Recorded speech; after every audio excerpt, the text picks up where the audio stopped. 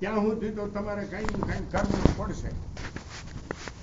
એટલે કર્મ નથી એવું નથી કેવું પડતું. કર્મ આમાં મેં તો ઘણા કર્યા છે.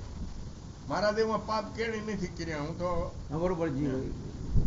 એ તો હમણાં તમને બતાવવા છે નહીં અત્યારે. મારી કને ઓલે લઈ ગયા મેં એક થોડાક નાના કે એટલી સાચું હોય એમાં ખોટું હોય નહીં. 200-250 ભજન લખ્યા છે ને, એની પ્રસ્તાવના લખી છે. એમાં આર્યા બધા લખતા હતા મસાલા ભરી ભરીને. મેં કીધું મસાલા ભરાય નહીં, અમારે સાધુ જેવા હોય એવું કહેવાય. હું આગળ પૂર્વ આશ્રમમાં હારો માણસ નતો. લાવો હું મારે હાથે લખી કે હું હારો નતો, નકર ન માનો તો પૂછ્યો છે. મારા જન્મભૂમિના ગામમાં તાલુકામાં કોરમોના તાલુકામાં પૂછ્યા કે ભાઈ કેવા હતા. મારે હું હંતાડીને કરવાનું છે, કઈ કામ ના આવે. એટલે કર્મ તો હોય છે વ્યક્તિને. રામને અને કૃષ્ણને જો ખરેખર એક શિકારીને તીર મરવું પડે, રામને જળ સમાધિ લેવી પડે, આદિગુરુ શંકરાચાર્યને ભકંદરના દર્દમાં મરવું પડે, આ રામદેવ બાપુ હલાવેરા અષ્ટાંગ યોગ, એના પતંજલિ મહારાજ હતા, એમને ધ્યાનમાં બેઠા હતા, મગર ખાઈ ગયો. પાણીની મુનિને હાથી મારી નાખ્યા, ધ્યાનમાં બેઠા હતા. પિંગલ મુનિને હાવજ ખાઈ ગયો, ધ્યાનમાં બેઠા હતા. સ્વામી વિવેકાનંદને ગુર્દાના દર્દમાં મૃત્યુ થયું. એમના ગુરુ રામકૃષ્ણ પરમહંસ હતા, એમને કેન્સર હાય હાય કરતા કરતા મૃત્યુ થયું. દયાનંદ સરસ્વતીને ઝેર દેવડો એમાંથી મર્યા. મહાત્મા ગાંધીની ગોળી દીધા એમાં મર્યા. અને બીજા મારી નજરે કોક જીવવાઈ ગયા, મરી ગયા, મરવા ગયા, જીવી ગયા, એવો પણ થોડું ઘણું ભાર્યું છે મેં પોતે. એટલે કર્મમાં કોઈનું કઈ આવે નહીં. જો કર્મમાં કઈ આવતું હોય તો આ સૃષ્ટિ રહે નહીં. હું તમે બધાના દર્દ મટાડી દઈ. આ મારો ટૂંકો ફેસલો છે.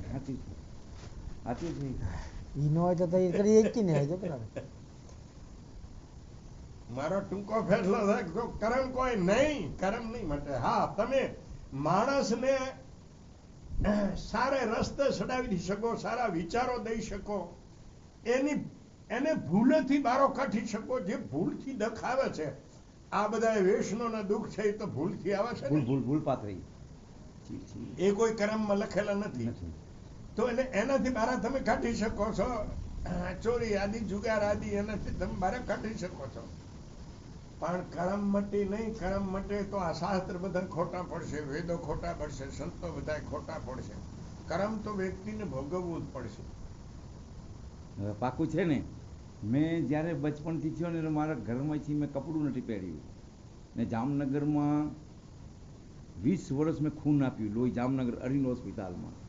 પછી મારી માં આંધળી થઈ ગઈ તો 3 વર્ષ મેં એનું નરક નાખ્યું, મારા બાપુની સેવા કરી.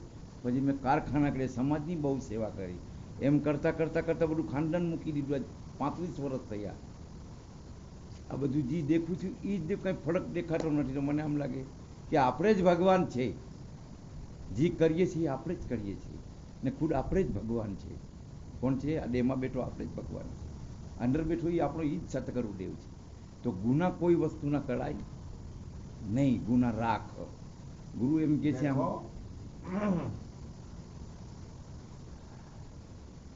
જે હોય કઈ લોકો જે માનતા હોય તે, પણ સત્ય તો ઈ છે કે આ જગત માણસોથી હાલે છે. ભગવાન બનાવે છે બધું માણસ. ભગવાન સાધનો બધા આકાશ, વાયુ, તેજ, જળ, પૃથ્વી, આ વરસાદ, પાણી, આ બધું પવન, આ બધું ઈશ્વર બનાવે છે. પણ આપ્યું છે માણસને. માણસ કર્મ કરીને આ જગતને હલાવે છે. 14 લોક છે કે ભગવાન કહેવામાં આવ્યો તો મને તમને કે 14 લોક છે ઉપર. માણસે નક્કી કર્યા છે ને. ભગવાને રાખ્યું શું છે? પહેલું માણસને સમજવાનું એ છે કે ભગવાન ભગવાન જેને કહીએ છીએ આપણે પરમાત્મા કહીએ છીએ. સત કહેતા હો, ગોડ કહેતા હો, કે જે કઈ કહેતા હો, અલ્લાહ કહેતા હો, જે કહેતા હો, તે સત્ય એક છે. એને રાખ્યું શું એની પાસે સમજવાની વાત. તમે ઈશ્વરને દયાળુ શું કામ કહો છો? મને પહેલો જ પ્રશ્ન મારો આ છે કે લોકોને હું કહું છું કે તમે ઈશ્વરને દયાળુ શું કામ કહો છો? ઈશ્વર દયાળુ એટલે તમે આ કામ કર્યું અને મેં આ બાવો થયો ને અહીંયા થઈને બેહી રહ્યો, એ મને ઈશ્વરે દીધું.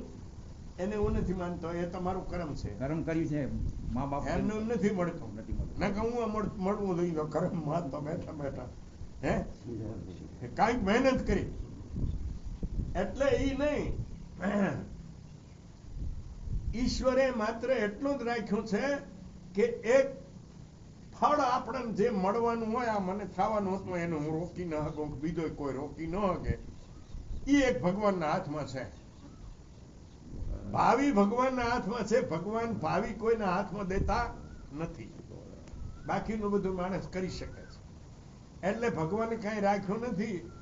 સંત શાસ્ત્રોના મત જો જુઓ તો એમ કે બધું માનવ, એક જ માનવ પ્રાણીને, બીજા નહીં કોઈ માનવ પ્રાણી. જો હવે આગળ જાશો તમે દેવોમાં, તો દેવ માણસથી થાય છે કે એમને મધ્યથી કોઈ પડ્યું? માણસ ઈ જ આપ બોલો, ઈ જ માણસ, ઈ જ દેવ ને, ઈ જ ગરત ને, ઈ જ છે. સમજણ નથી, ભૂલી ગયા છે. ચોપડી લઈ ગયા ગુરુદેવ, બધાના હિસાબની ચોપડી ગુરુદેવ લઈ ગયા તો બધા ભૂલી ગયા.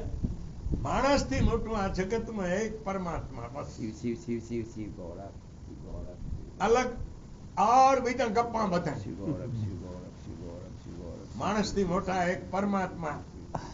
અને એ અજ્ઞાની ને સમજાવવાને જેવું છે. જ્ઞાની તો પોતાને પરમાત્મા બે દેખતા નથી. પછી હું કેવું પડે એ વાતમાં તમારે કઈ ઈ પાસે આ ગોનો મારે તમારે સાધના કરવી.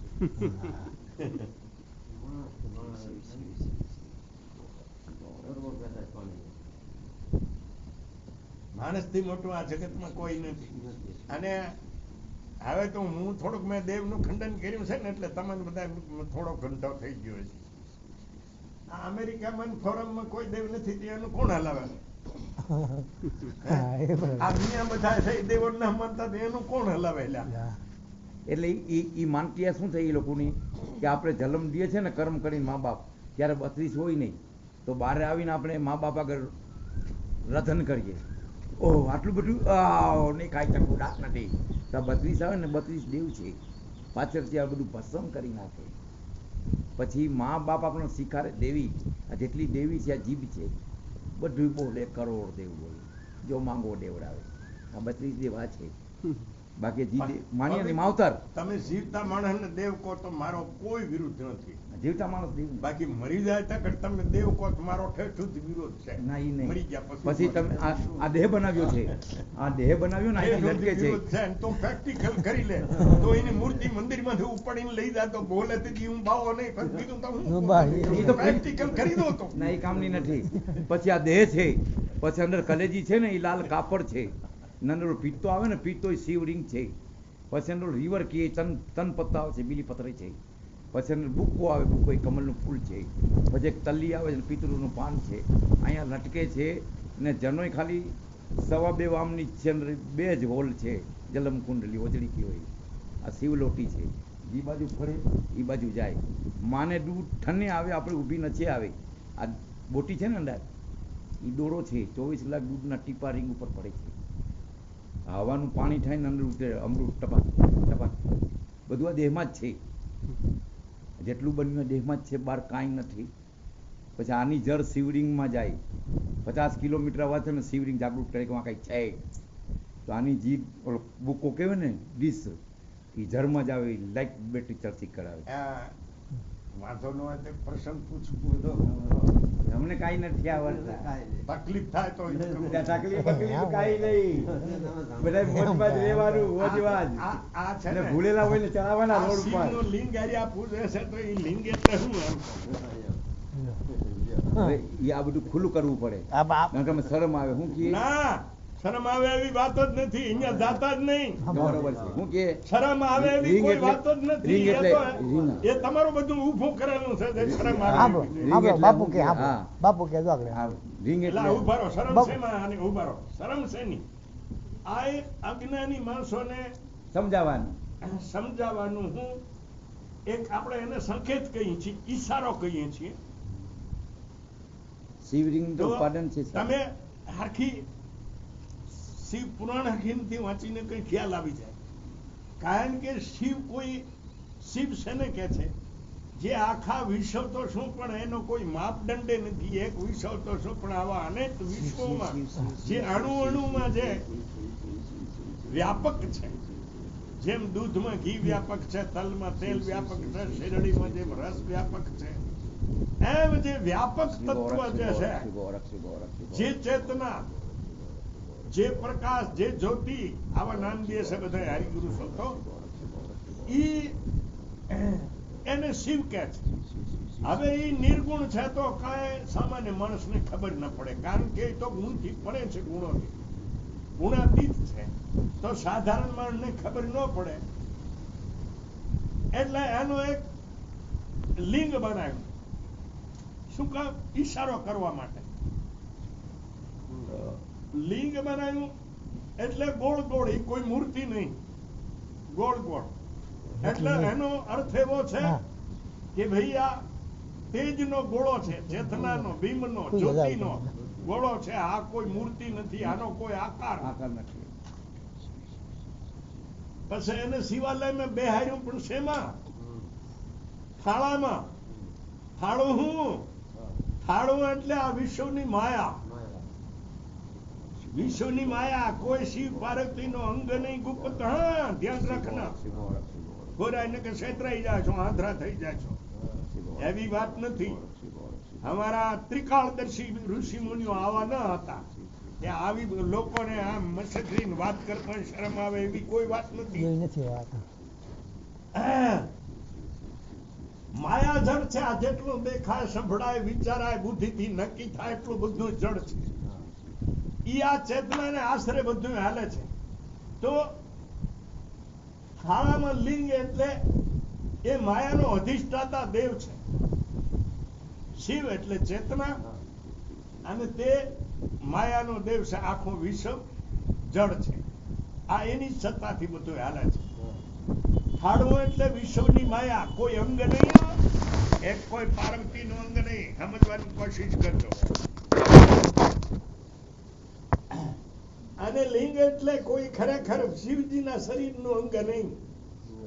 માત્ર ચેતના, માત્ર સત્ય, માત્ર બ્રહ્મ, માત્ર નિરાકાર, માત્ર સદાશિવ. હા, જે કઈ કોઈ.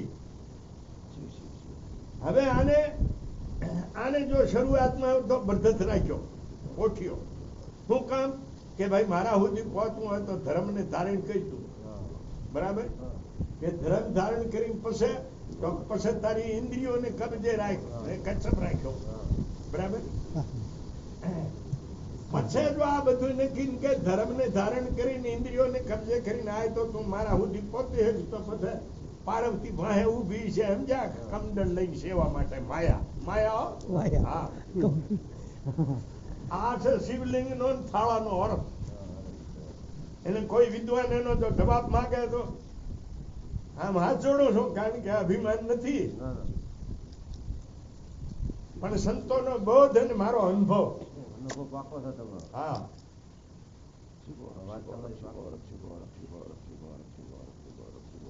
હા, તો પછી એનો અરે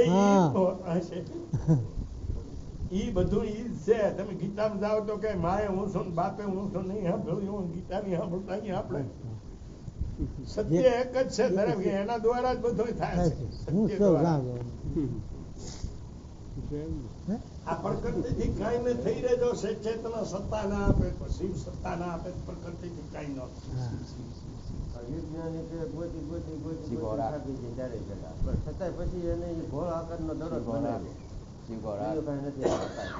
એટલે ઈશારો છે. ઈશ્વરને ઉપાસવાનો, એનું ભજન કરવાનો આ એક ઈશારો છે.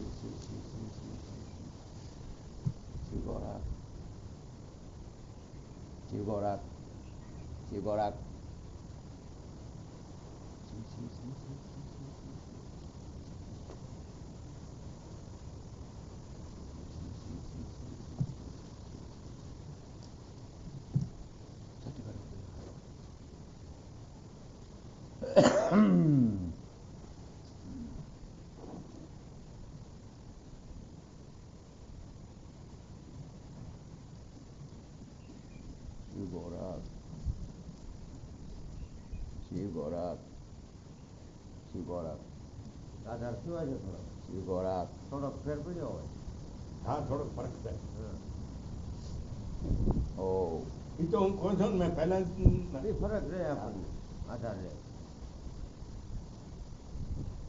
એમાં મારો વિરુદ્ધ નતો ટેકો તો રહે હે આ ગાયનું દૂધ પીવડાવજો 2-4 દી ફર્સ્ટ ક્લાસ બનતાવે લસણ નાખી થોડા ખાંડી અત્યારે ને સાંજે હુવા ટાઈમમાં સુવા ટાઈમ 1 ગ્લાસ આટલો 5 દી પીવડાવો તો અંદર બધો ગરમીનો વાયુનો વસન બધું નીકળી જાય, કઢી નીકળી જાય સાઈડ.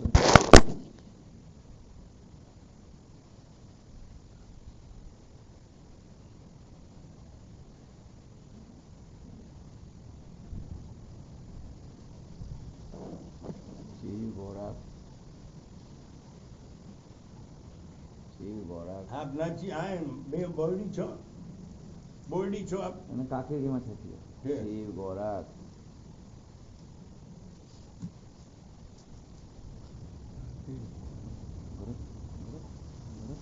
ગોળી બે જાતિ હોય. છે. શીખીનો. શિવ શિવ શિવ શિવ શિવ શિવ શિવ શિવ ગોળે વાળા જાય આવ્યો. સારો એમાં ભાવ હોય તો રેવાય.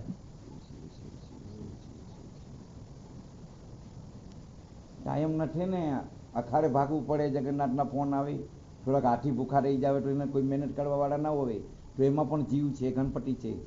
તો હવે તો મશીન આવી ગયા એમાં અખાડામાં જગન્નાથમાં, તો આટા નાખે ને મશીનમાં પીલાઈ જાવે. ઈ જગન્નાથમાં તો હાથીઓ આય તો નહીં હોય ત્યાં નવી જગા લીધી ને બીજી પેલી બાજુ નવી જગા લીધી તો ત્યાં બધા લઈ ગયા, હમણાં 2-3 જાણા છે તો એને ચૂરમાં બનાવવા પડે ને નાખીને ટાંકી જાય તો થોડાક બારે રહેવે ને થોડાક વાયાવત નીકળી જાય. કામ કરી ગુડા કામ નહીં કરે. શાંતમન શું કામ કરવું પડે, કામ કરવું પડે.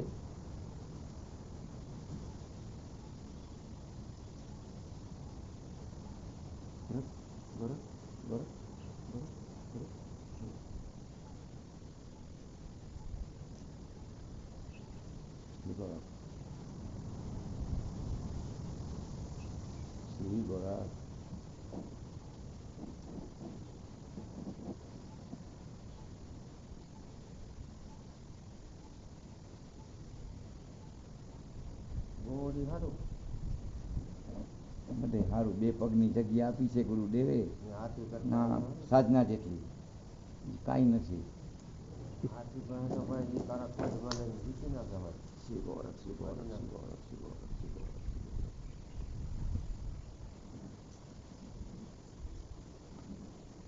ઓમ યોગી કર્મણા ચક્કરુ.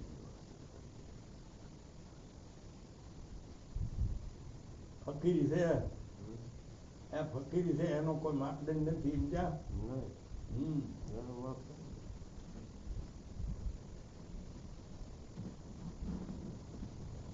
એક આમ સંતોનું ઉદાહરણ છે કે માં આ વાયરો ને એટલે મહાત્મા આમ જાતા ટકો એમ જાતા હતા એટલે આ પાસે વાયરો લાગે એટલે જડા ઘડી આંખ્યામાં આવે આમ વાયર લવડો મારીને કીધું આલે જ रहने दे यार क्यों परेशान करता है ये पवन थोड़ो हमने पासा रवाना था पासी छटा रहने दे यार क्या बिगाड़ा है तुम्हारा रहने दे तो तीसरी बार आए उनके बस अभी इधर नहीं चलोगे इधर चलोगे क्या करेगा तुम ખુટો ખુટ બંધ થઈ आने જાય. कैसा फकीर આ તો ખુટો ખુટ બંધ થઈ જાય, માલતી ના થઈ જાય.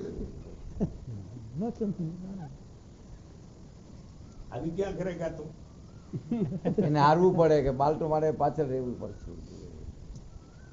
ગોરા અમે સમ્રાટમાં વિચરતા ને હલારમાં અમારે ક્યારેક ક્યારેક એવી પરિસ્થિતિઓ થતી કાંઈ પૂછો નહીં ઓલે ગામથી ઓલે ગામ ધાવું કીએ ગામ ધાવું છે એ કાંઈ નક્કી નહીં, કોઈ ઓળખેતું નહીં, કાંઈ નહીં.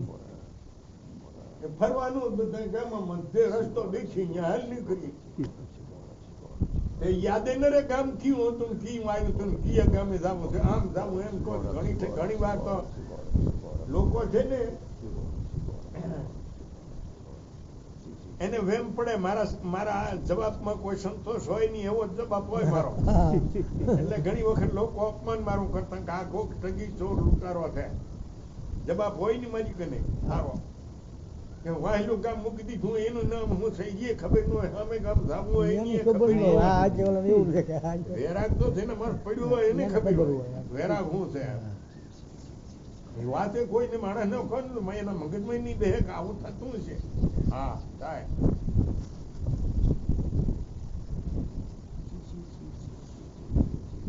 ઘણી વખત હેરાન કરેલો લોકો હા. એક તો ઓલી થેલીઓ એક નાકાવાળી થેલીમાં બે નાકાની હારું આવું મારતો હતો.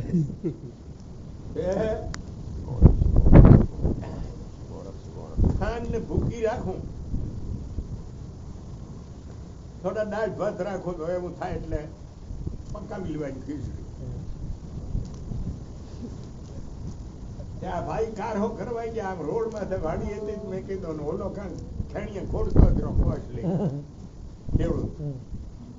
મેં કીધું ભાઈ એક રૂપિયાનું દૂધ જો ને એટલે મેં કીધું કે થોડો રૂપિયો લેશે મારી કને લે તો દેવો છે એમ. મેં કીધું 1 રૂપિયાનું દૂધ જો ને ભાઈ અને એ ફળ લઈ આવડી ગાળ દીધો તો મારું ઘર દુવા આવ્યો છો કે તારે ચોરી કરવાની છે. એ તો લારે છો તો મને ઠેઠો સડક સુધી મેં લારી મેકવા આવ્યો કોશ લઈને ઉભો તને દૂધ દઈ ગયું કે મેં કીધું હશે ભાઈ હશે બનાવ કોઈ દી.